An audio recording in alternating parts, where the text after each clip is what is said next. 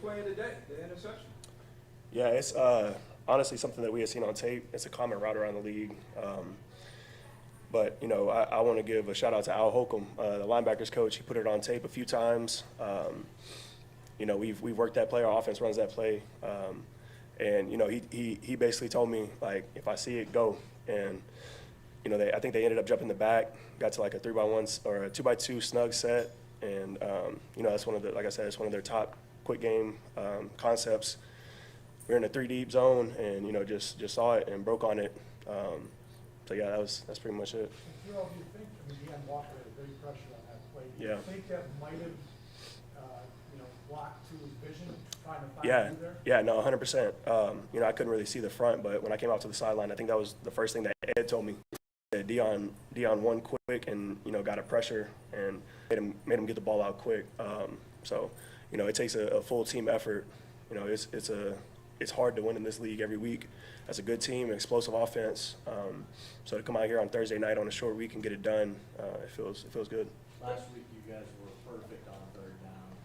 Tonight not as good. What was the difference in the two games? Yeah, I think just our fundamentals. There's a couple times when we have him and we miss a tackle here. He gets out of the pocket, creates a play. So that's really what it comes back down to. I got to go back and watch the tape. I know we weren't great at all on third down, and that was really the emphasis at halftime. We felt like we were winning first and second down, getting them to third and long, and just weren't detailed and finishing those drives. So I think coming out of the second half, I don't know what the stats were in the second half, but it felt like we got off a little bit more.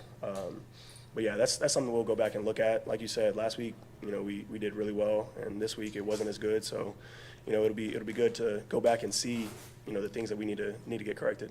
Now, did some of the motioning and misdirection kind of neutralize some of the things that you were trying to do defensively out there? I wouldn't say neutralize it. I think it just, it does create a sense of urgency within the defense. Things change, coverages change when they're moving, but that's our job to be prepared for that. So, like I said, man, we'll go back and watch the tape, get some things corrected, and grow from it. Deion Walker's impact throughout the whole game. How was he able to keep you clean where you can shoot gaps and make plays? Yeah, that's what I said, man. He's made a ton of plays. Even the plays that he's not making, he's causing, so shout out to him, man. I know it's tough to come in here as a rookie and to really play to the level that he's played at. And he's a guy that constantly wants to get better, constantly talking to Ed, talking to Big Phil, talking to DQ, those guys up front that have been here for a long time, that have done it at a high level. So I got all the respect in the world for him. And like I said, he's a unique guy. He's a big guy, but he's super athletic and, can make plays that people wouldn't assume that he could make. It's fun, man, getting to work and play behind him. He's been a great addition. The turnaround's always tough, Thursday night games. Yeah. The upside is you get the win, and now you have an extended break. Yeah. How beneficial is that? Yeah, it's huge. A few days, like I said, a short week, trying to get all the preparation in, trying to get your body right to get out here and, perform at your best. And then coming out here and getting the win, is, like you said, is huge. A couple extra days to really recoup, catch our breath, and go in and get some things corrected that we might not have had on a regular week, and have that extra time to really dial in on what we need to do and where we can get better, do a little self-scout, and, move on from there. And, yeah, the few days helps your body, helps your mind, and, gets you in a new groove. You guys have implemented a lot more base defensive formations. How do you think that's helped you guys so far? Yeah, I think it's helped a lot in the run. When they go big personnel, we want to match them. And if they want to try to run the ball and we got our big guys in, I feel like, we have the advantage there.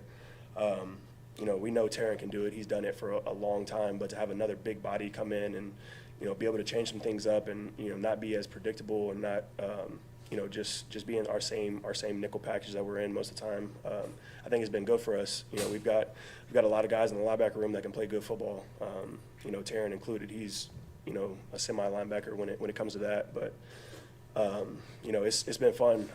A new wrinkle kind of in the defense. We've done it before, but doing it a little bit more now. And I feel like we've been pretty successful in it so far. Terrell, what is it about this defense that just, no matter what's happened the first few quarters of the drive, to be able to come up and make a play to force these turnovers in these spots? Yeah, I think it's just the mindset. you know, we talk about it all the time. The ball's the most important thing. And, you know, we know it's not going to be perfect. Offenses around the league are good. You know, that's you know, a known fact.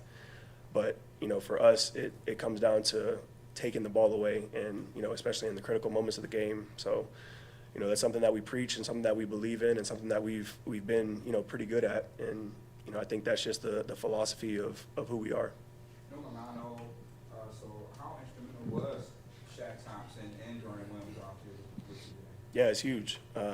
Me and Dorian have played a lot of football together. You know, I've you know, grown to know him as a player, as a person. So it's cool to, you know, have that relationship and then go out there and be able to play together. And, you know, he, like I said, you know, when Matt's out there, he's coming in the base packages. Matt's down, so, you know, Shaq's coming in, and, you know, he's been a great addition. You know, a veteran leader, a guy that's played really good football at a high level for a long time, a smart player, and, you know, somebody that I lean on a lot. You know, honestly, he's, you know, one of the guys that I look to the most, you know, getting tips here and there, communication-wise, things that I need to get better at. So having him in the building and being around, man, it's been great. Why do you seem to come up with these plays in the fourth quarter? Like, you know, Chiefs game last year, playoff game against the Ravens, these are all fourth quarter plays that you're turning in. Are you building up a book on a quarterback through the course of the game where you just read him a half second faster by the time you get to the end? What is it about you in the fourth quarter? Yeah, I think that's part of it. You know, the mental part of the game, you know, you learn as the game goes. You know, you get a feel for the offense, you get a feel for, you know, the route concepts as they want to get to, the people they want to get the ball to. Certain situations, you know, you have a tell on where the ball is going. And I think that's for all of us. You know, we talk about it all the time on the sideline, the ball. And then, like I said, just building throughout the first few quarters and getting an understanding of what's going on. I think it helps us play a little bit faster. And, you know, once the, you know, the second half rolls around, the fourth quarter rolls around, you know, we feel like we have an idea of what's going on. And, you know, that split second is what helps you make plays. Terrell, how much was the speed of the Dolphins been a challenge for you to play over the last couple of years? Yeah, no, it's super challenging. You know, they got guys that can take the top off. Obviously, you know, Tyreek and Waddle, but they have other guys too that are threats down the field. So, you know, you got to respect that. But at the same time, we gotta still play our style of ball and play, you know, within our system. So yeah, it's a challenge for sure. But, you know, we do a good job game planning throughout the week and understanding where their strengths are and understanding, you know, what we want to get accomplished throughout the game. So I think that's the biggest thing when it comes to playing them. As captain of the defense, what have you learned about this team in the first 3 weeks of the season? I think the main thing is just the relentlessness. You know, you go week one, we're down, it doesn't look good, but, you know, guys keep playing. We're talking about it on the sidelines, like, all it takes is one drive. And, you know, we come up with a win there, and then you go and, you know, you play the Jets, who's a really good team, and, you know, we feel like we had a really good day, and we stayed on the gas, we didn't let up. You know, we did what we were supposed to do.